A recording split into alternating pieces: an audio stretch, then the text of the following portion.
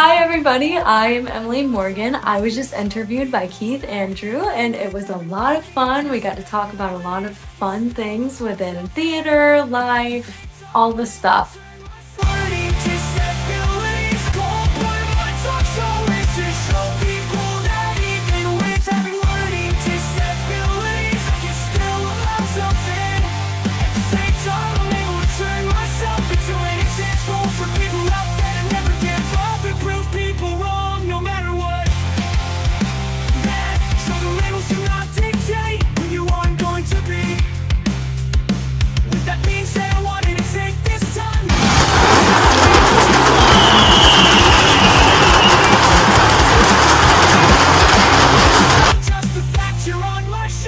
This is episode 1156. That's right, 1156. Our beautiful guest already introduced herself. With that being said, the first subject we're going to talk about is icebreakers. Tell our audience a little bit about your background and what you do.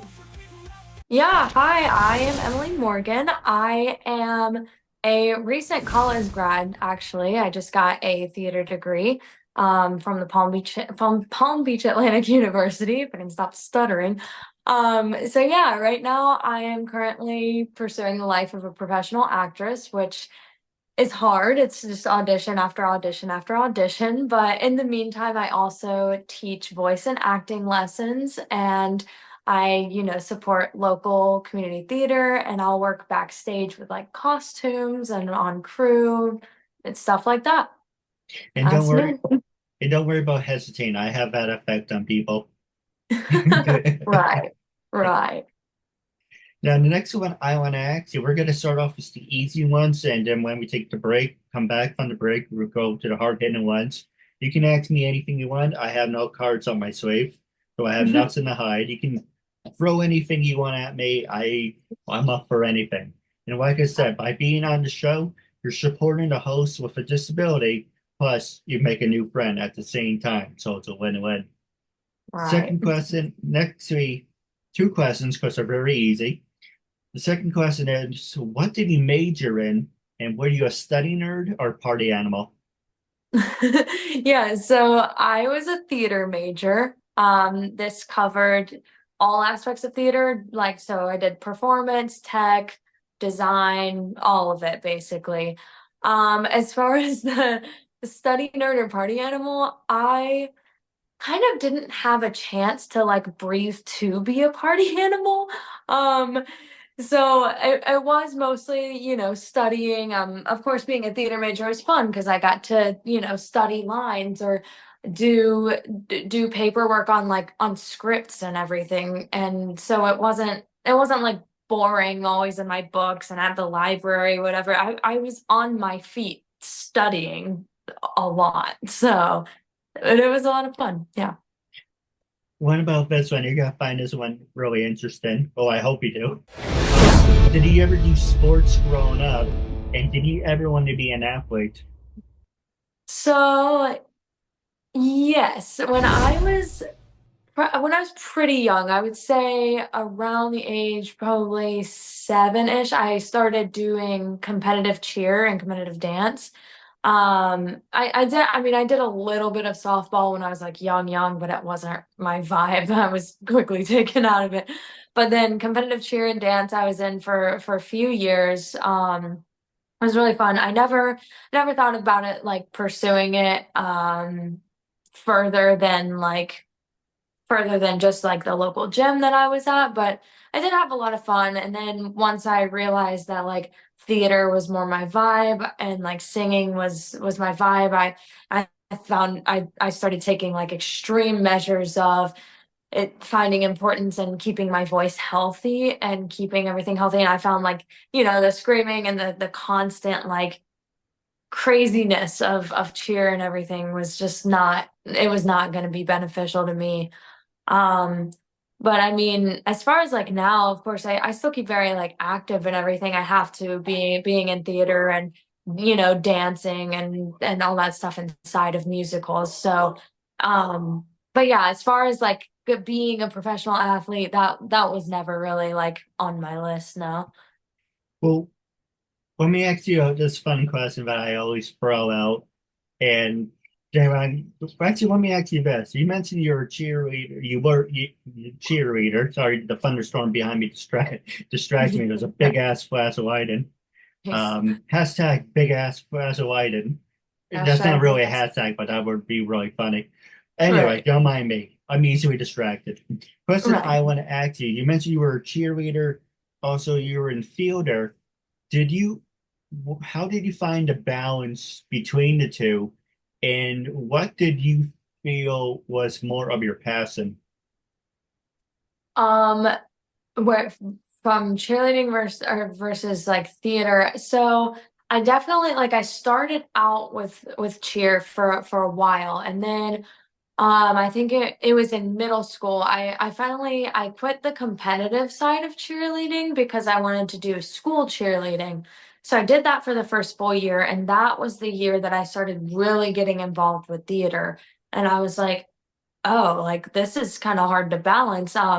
I don't know how I did it. Like even my mom, she was always impressed. She's like, we're doing cheer practice, then I'm taking her to theater, then whatever, and she's still getting like all A's, B's, like whatever. I'm so proud of her, and I was like, I don't know, I'm just doing it. Um, but yeah, I did notice there was one like big moment. It was my sixth grade year where I had a show to do one night, and I also had I think it was a cheer game or something was going on. It might have been like a practice I had to leave or something. And the coaches were like making it a big deal. And I was like, I'm performing, like I just need to like just leave early or just skip this one practice of all these things. And they were like this like you're not showing commitment to the team. And I was like, well, no, I am. This is one thing that I have to miss.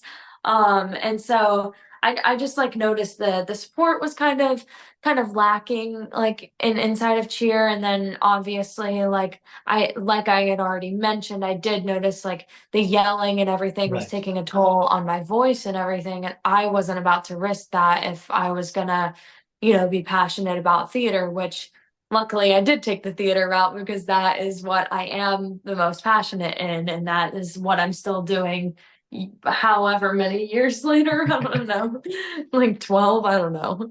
Hey, if you have the heart and passion for it, that's half the battle. Never do anything half-ass. Exactly. So the next one I want to ask is, did you ever get the chance to do one of those human pyramids? And would you ever be interested in doing one? I never did. I mean, if I ever did one, it might have been only with like three people, so two on the bottom one. So I was like, it was never anything like massive.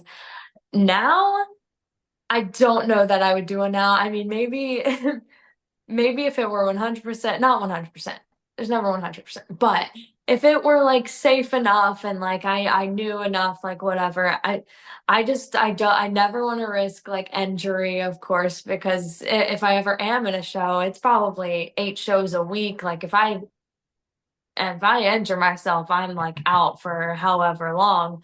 Um, and also like very very aware of like I don't want to hurt my back, don't want to injure my back. My brother and his wife they're actually chiropractors, so they're always like, don't do like these kinds of activities because they're not good for you. And I'm like, yeah, I know we should all live our lives and have fun and like whatever, but human pyramid almost does not seem that fun to me. I love that stuff. I'm a loser. Right, right. So we're gonna take a quick commercial break, and when we come back, I got some great questions for you when we come back from this Okay. commercial break. We're back for the quick commercial break, and as everyone who's wondering, why am I red every day of the week? I have a color lamp in my room. Every day it's a different color. So tonight is red, and red's brought to you by WWE Monday Night Raw. If you like WWE, tonight available on the USA Network and Peacock, and soon to be on Netflix, but right now it's on Peacock and the USA Network, 8 o'clock East, 5 o'clock West, It's WWE Monday Night Raw. Also, there's a lot of great other shows tonight. Make sure to watch NBC and make sure to watch Apple TV. With that being said, the next subject I want to talk to you about is what makes you different from the competition. You mentioned you were a cheerleader, you mentioned you're in fielder. So compared to everyone else that comes before you, what makes you different from the competition? Yeah, that's a really interesting question because I know so in theater, obviously it is really rough to live your life in a life of comparison. We always say like, you can't compare. We all are going, I mean, if you're in a room of full of auditionees, you might all look the same, all like brunette, brown eyes, like whatever. But it's honestly like it's not a competition. Well, yes, we're all going for the same job, but we all support each other like so much, and like yeah, we all want the job, but we're still proud of each other, you know, along the way. I mean, if I have to say, it's so hard to say like what differentiates me, what makes me quote unquote better. I always hate like saying that, but I mean, I do find myself to be very driven individual and I'm very passionate. I put my all into, whatever I'm gonna do. I just helped a local community theater with an audition yesterday, and all I was doing was at the front greeting people, making sure the flow was happening, but I was still, I wasn't like, oh, this sucks, I'm not doing anything. I was there and I was happy. I wanted everybody to feel welcome coming in because I know auditions can be stressful. So I always try to show that I care about what I do. I always try to show that I am a caring person. I never want to make anybody uncomfortable. I never want to make like anybody feel bad or anything. Like I like to be a welcoming human being, and I like to think that most everybody assumes that I am welcoming. I've had friends say like, "Oh, you're such a joy to be around." So hopefully they're telling the truth. Well, my hand to God, when I first approached you and introduced myself, you were very nice to me, so I can vouch for that. Amazing. Amazing. So the next one I want to ask you is the coronavirus. How has the coronavirus impacted your life, and do you see life in a different point of view? That's really interesting. I honestly, especially because it's been what, 4 years now, Yes. it's crazy. So COVID became popular my senior year of high school. I graduated COVID class. So that was crazy. My graduation got postponed by like a month, and then we didn't get to have it in the big arena where it always is. We had to have it on our football field sitting 6 feet apart. Um and it was honestly so weird. And then, oh, what was really interesting is, so I was auditioning for colleges to go for a program in theater. I was on my way to the college that I started at, in Alabama. It was the University of Mobile. I was on my way there, and I'd driven maybe like 5 hours. I was 1 hour away, and they called me and they said, "Hey, so we're canceling, or we're not canceling tomorrow's auditions, but we're moving tomorrow's auditions to a virtual audition." I was like, oh, I was like, so I'm an hour away from the school, and I was hoping to get like a mini tour or something tomorrow. Like, what are the odds? They're like, what, just come on campus. Like, nobody's here. We'll give you a brief, like, small tour. We can't give you a big one because we got to shut down the campus tomorrow for like the virus. And I was like, okay, so I did, and they made me feel welcome and everything. It was really nice. It's really weird. And then, the next day from my hotel room, I was literally 5 minutes from the school. In my hotel room, I did the audition over Zoom, and I was like, okay. Um, well, yeah, I ended up going there in August. It was really interesting, like trying to do theater with masks, and the vaccine wasn't really out yet, so people and people still weren't sure whether they were getting it or not. And it was kind of confusing, and it was a lot. And it impacted the theater community huge.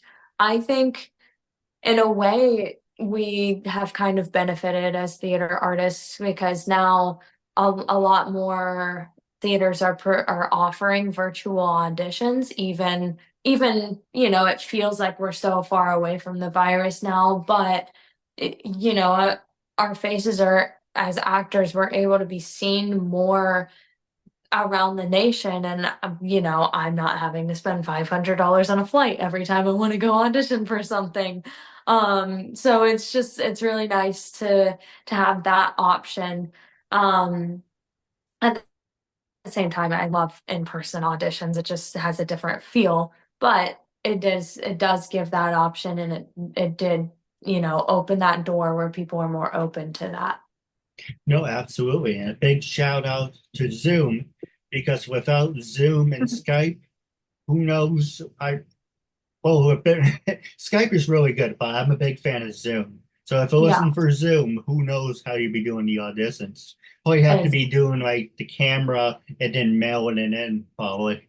yeah, something like that. I don't know. Sometimes the old ways are better, but not usually. Yeah, yeah. So the next question I want to ask you is, what attracted you to begin your life as a theater star, and what were some of your greatest memories and moments?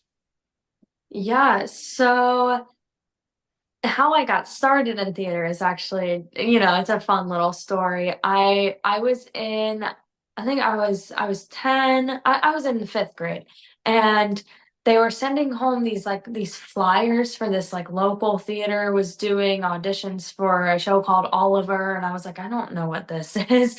So I took it home, I showed it to my mom. She's like, yeah, we actually just got one of these in the mail too. I was like, should we just like go see what it is? And she's like, yeah, let's go. We show up, it's these like auditions. I have to sing a song.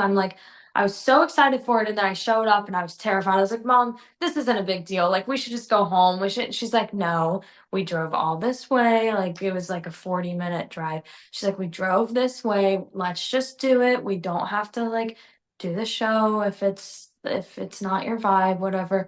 So I was like, okay, auditioned, got in, did the show, and I was like, "Oh my God, this is so much fun." I was like, "Mom, can I do more of this? Like, when is the next show?" She's like, "Okay." And so that's just how it started, and I just continued doing like community theater throughout the years, and I didn't really think of it too much as a career until high school. It was my sophomore year, and I was like, "What am I gonna do with my life? Like, I don't want to work in a boring office job." And I was like, "Oh, acting is a career. Like it's really freaking hard, but I want this. Like this is amazing." And so, I set my intentions forth and did everything a young theater artist could do of like researching where to go to college, how to audition for college, how to get my name out there, um, and stuff like that. And I was like, I realized, this is something I'm super passionate about and something that I can make happen as long as I put in the work towards it. No, you're absolutely right, and that's how I feel about it. And I talk with my hands, force a habit, but that's how I feel about it. And you don't get paid for it, but this. Let me ask you because I saw this online a while ago, and I thought it was weird. Other people say it's stupid, but I want to ask your opinion. Do you think you should be paid for your time for auditioning? Like if you go to an audition and you travel and like you mentioned $500, you don't get that 500 back, but at least you should get something out of it. Not to sound like an asshole or anything, but it's kind of like, hey, I paid $500, I didn't get it. Can I get, something? How you Yeah, feel? that's an interesting one. I always think of it, it's almost like interviewing for a job. Like Right. I'm going in for like a job interview, and it's not so much of like they want me to be that. I mean, of course they want to see the talent. They want to see, what people can provide. But I think honestly, I think it's fair that the theaters don't offer compensation for auditions, simply because you never know how many people you're gonna see, and how much of a budget you're gonna need for that. And the arts world, unfortunately, already struggles with money as it is. Like, and it's unfortunate because there might be certain theaters that in the arts world might like be lowballing you or might be considered cheap, but it's like Right, theater is expensive to produce. I like you got to buy the rights to the show, you got to pay all of your designers, you got to pay for equipment if needed, you got to build like, so it's already like so expensive. So I think if you think of it more in the light of it's a job interview. If you're, I don't know, say you're going up to the local coffee shop and you're like, I'm going to apply to be a barista. Like you're not gonna get paid. They're not gonna pay you like, oh, thanks for applying. Here's $15 or whatever. So you kind of you pick and choose your battles there of if it's worth it, if you are going to pay for that plane ticket to go out to New York or LA or something, or Chicago even.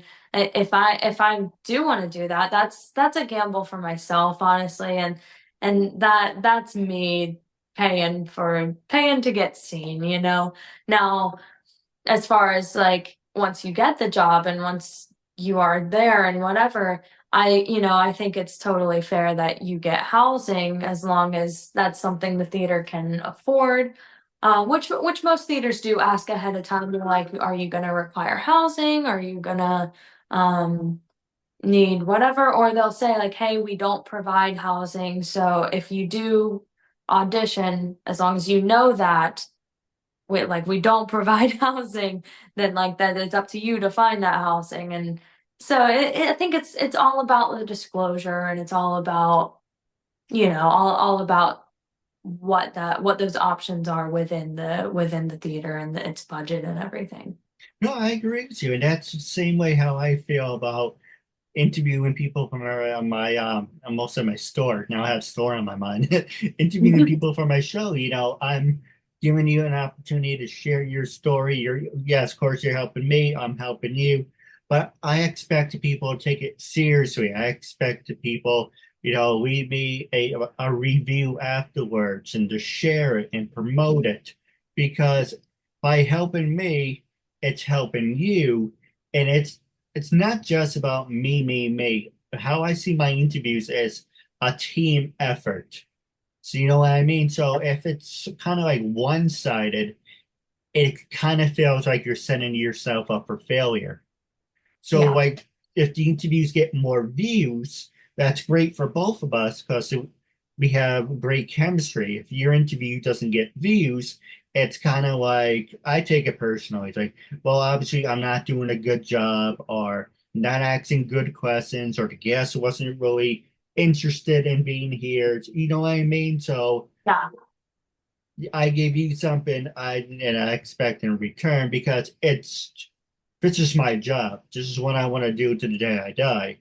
So, and for you being on stage, I can see in your eyes this is your passion.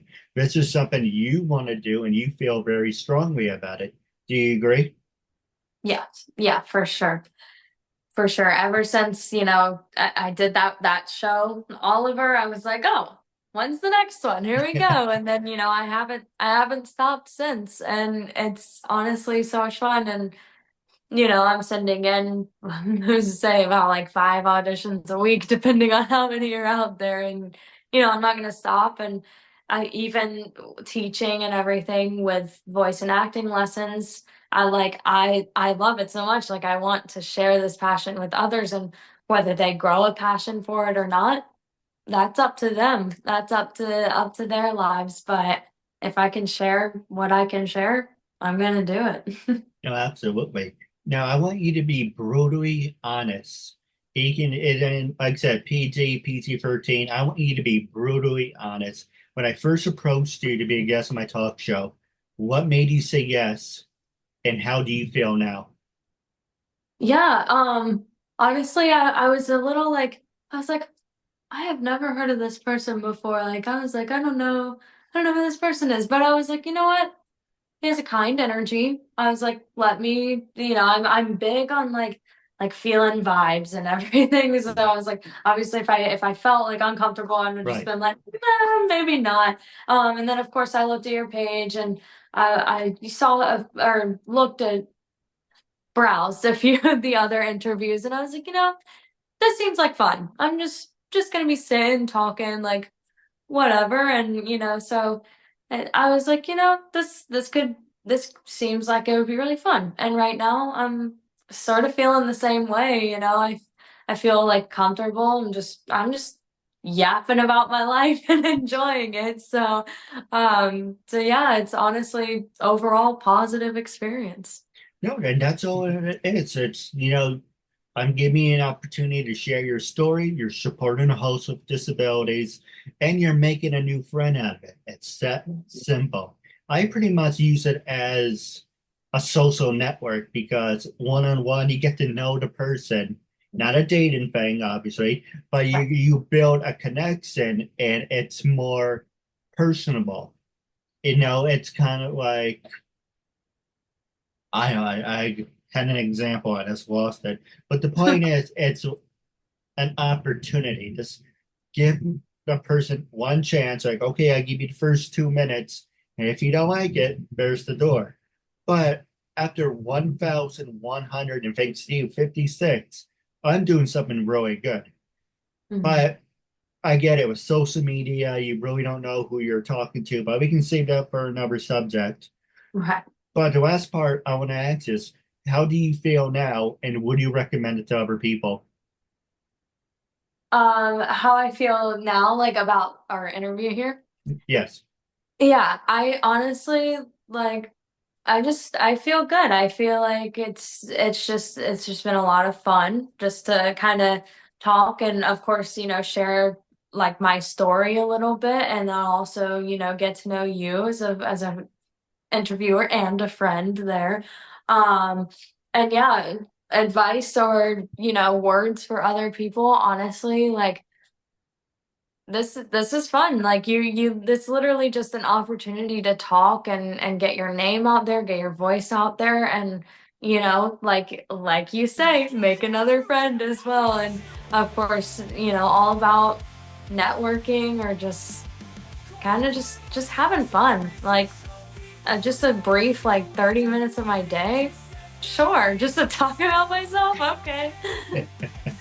No, absolutely. I do have some great ideas I talked to you about off the air.